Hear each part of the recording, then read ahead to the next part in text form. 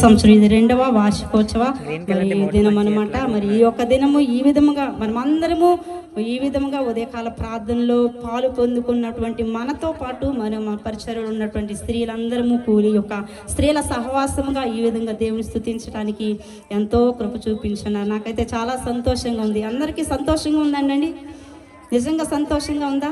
నిజంగా సంతోషంగా ఉన్న వాళ్ళు 2 చేతులు పైకెత్తి హల్లెలూయా హల్లెలూయా హల్లెలూయా.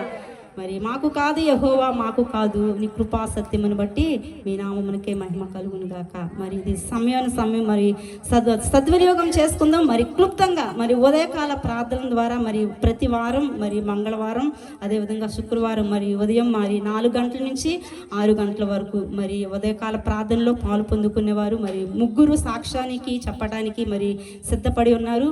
మరి చెప్పవలసిన వారు మరి క్లుప్తంగా మరి చెప్పవలసిందిగా మొదటిగా మనం చెప్పబడేది మనుషుల యొక్క మెప్పు కాదు, మొదటిగా దేవుని నామానికి మహిమ, వినేవారికి ఆదరణ. వారి జీవితంలో చేసిన దేవుడు నా జీవితంలో కూడా చేస్తారు అని దేవుని నామాన్ని మహిమపరుస్తూ సాక్ష్యాన్ని చెప్దాము.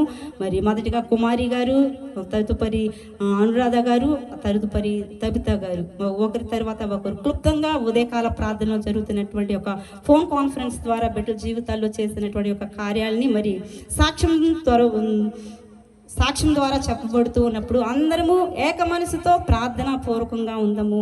మరి సమయం చాలా అయిపోయిందని ఎవరు అనుకోవద్దండి. మరి సంవత్సరం నుంచి మనం వేచి ఉన్న దినం మరి యొక్క దినము కనుక సమయాన్ని మనం అందరము సద్వినియోగం చేసుకుంటాం.